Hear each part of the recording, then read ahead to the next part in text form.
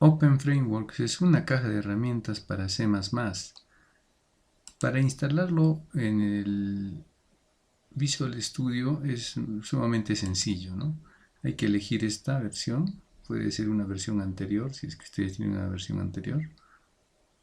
Eso se elige acá abajo, ¿no? Aquí abajo. Pero en este caso yo ya tengo descargado la versión última y lo he descomprimido en la raíz del disco D, ¿no? Justo acá está la versión y para Visual Studio y la versión 2017. Existe ya un generador de proyectos, se puede utilizar eso, ¿no? Para generar un proyecto. O también se puede utilizar un ejemplo en blanco que ya viene en esta carpeta, ¿no? Este ejemplo. Se puede copiar ese ejemplo y se puede darle otro nombrecito. Acá le vamos a poner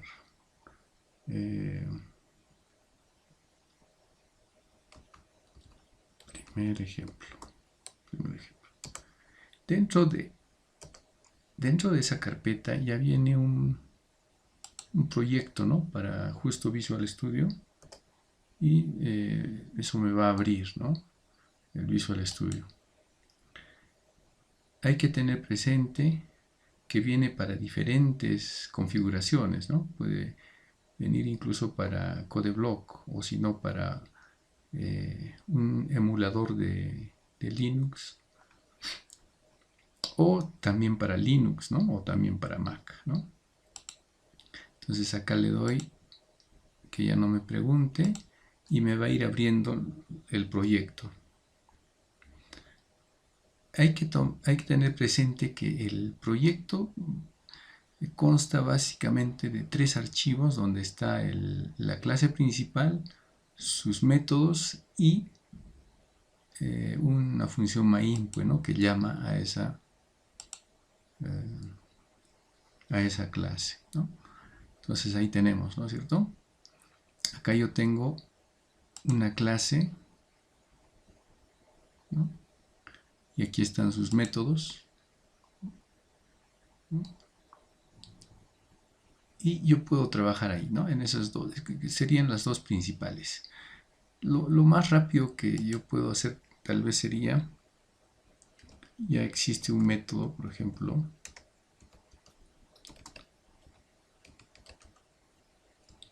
que dibuja un círculo al cual hay que darle un punto, ¿no? En este caso yo le estoy dando un punto 20,300 y un radio, ¿no? El radio lo vamos a poner también 20.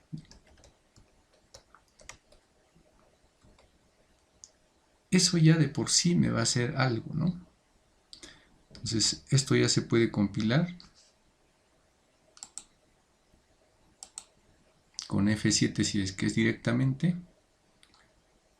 En algunos equipos, depende del equipo, esto puede tomar cierto tiempito. Bueno, ya terminó de compilar exitosamente. Para ejecutar simplemente yo pongo control F5 o la opción sin depuración. Lo que hemos hecho es una circunferencia, ¿no? Ahí está. En el punto, el centro está en justo 20, o sea, justo la dimensión del radio, y 300, ¿no? Que es hacia abajo la Y, ¿ya? Ahora, lo que podemos hacer es tal vez mover esta pequeña bolita a lo largo del eje X, ¿no? Entonces, habría que ir cambiando, pues, ¿no? Ese es su punto X. Entonces, para eso vamos a hacer algunos cambios, ¿no? En el código. Lo que podemos hacer es utilizar un punto, ¿no? De referencia. El punto de referencia tendríamos que ponerlo en la clase, ¿no? Aquí yo tendría que ponerlo en la clase. Pero para que sea más sencillo voy a hacer lo siguiente. Voy a borrar estos métodos para que se entienda más claramente. Y también lo voy a borrar de acá, ¿no? O sea, solo tengo 3, me quedo con esos 3 métodos. También lo borro, ¿no? Entonces me estoy quedando con esos tres métodos. Y voy a decir que en la clase voy a declarar yo un punto, ¿no? De justo de ese tipo. ¿Ya? Ya tengo ese punto y lo que puedo hacer es a ese punto le voy a asignar un valor al comienzo, ¿no? Un setup, y lo voy a ir actualizando justo con update, ¿no? O sea, al comienzo yo puedo decir que punto es igual a, utilizamos el constructor y va a empezar, vamos a decir, en 20,300, ¿no? Pero en actualizar el punto X, o sea, la coordenada X va a ir incrementándose, ¿no? Va a ir incrementándose de 2 en 2, ¿no? ¿No? Y la circunferencia ya no va a estar fijo en 20,300, sino va a utilizar justo esa variable punto, ¿no? Entonces, ese punto va a ir variando, ¿no? ¿Ya? Y se supone que va a ir actualizándose y debe tener algún efecto eso, ¿no es cierto? ¿Ya? En este caso la compilación debe ser un poco más rápida porque ya solo va a compilar los archivos actualizados, ¿no es cierto? ¿Ya?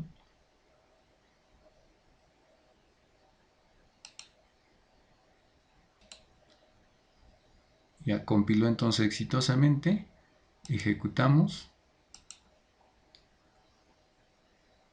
y ya la bolita debería moverse, ¿no?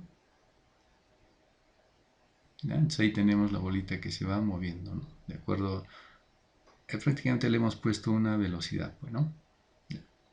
Pero se pierde. Entonces el ejercicio sería cómo hacer que la bolita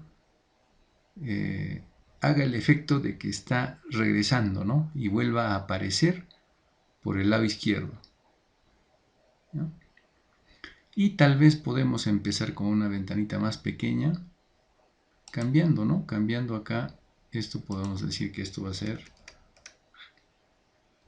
solo 800 y esto va a ser 600, ¿no? Y tendríamos que hacer unas modificaciones acá, ¿no? Podríamos plantear que si, ¿no? Si punto X es mayor que 800, entonces ¿qué hago? Tengo que hacer algo, ¿no es cierto? O sea, si punto X es mayor que 800, entonces punto X tendría que ser igual a, vamos a decir, a 0, ¿no? O a 20 podría ser, pero vamos a ponerle a 0, ¿no? A ver, vamos a ver qué pasa. Vamos a compilarlo.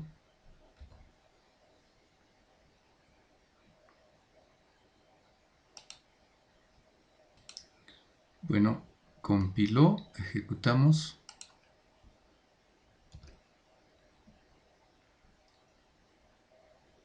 Y entonces ya la bolita debería tener algún efecto, ¿no? La ventanita ha cambiado de tamaño, ¿no? El tamaño es 800 por 600 y ha empezado, ¿no? Hasta el efecto de que empieza por el otro lado, ¿no es cierto?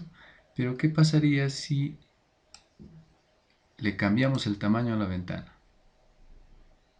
Entonces va a haber un efecto acá, ¿no? O sea, justo cuando llega a 800, pero la ventana ya es más grande, desaparece la bolita. Entonces, para eso existe también algo automático. Es decir, ya no voy a comprobar que sea mayor que 800, sino hay una función que me devuelve el ancho, ¿no? ¿Ya? O sea, el ancho de la ventanita, ¿no? O sea, por defecto ya me va a calcular, pues, ¿no? Porque una ventanita en Windows puede cambiar de tamaño. Ejecutamos.